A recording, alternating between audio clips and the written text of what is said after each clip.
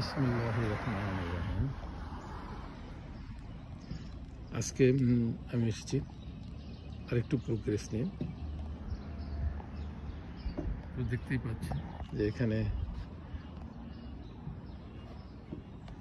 প্রচুর কাঠ জমা আছে। তো আমি দাঁড়িয়ে আছি এখন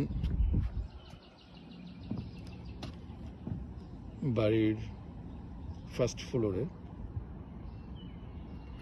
এখানে পোর্চ দেখা যাচ্ছে এবং পোর্চটা ঢালাই হবে হয়তো আজকে বা কালকের মধ্যে ইনশাল্লাহ। তারপরে শু র্যাক, জুতা রাখার জন্য এন্ট্রি পথে যে জায়গাটা আছে, 1 স্টেপ ডাউন আছে।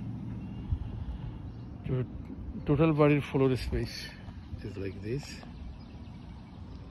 starting from here, and it will be extended up to then around 63 feet long.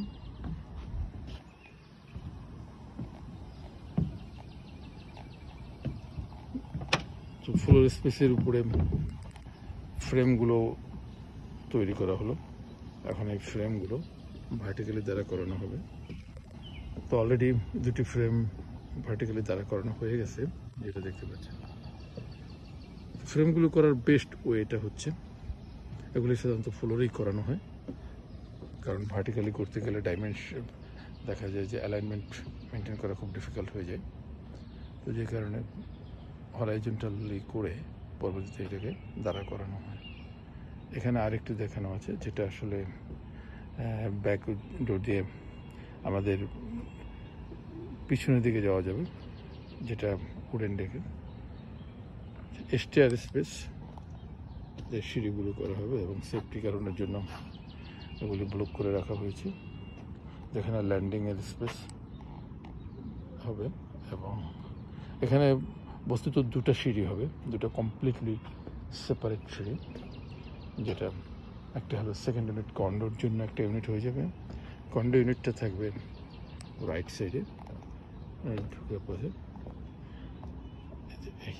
এবং মেইন ইউনিটটা থাকবে এখানে।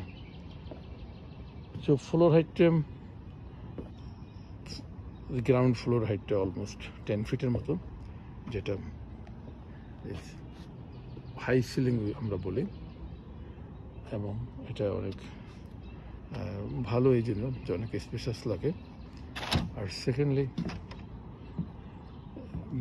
এর পরবর্তী যে সেকেন্ড লেভেলে গিয়ে হাইটটা আছে 8 ফিটের মতন, যেটা স্ট্যান্ডার্ড ওয়ান আমরা এখানে ব্যবহার করি।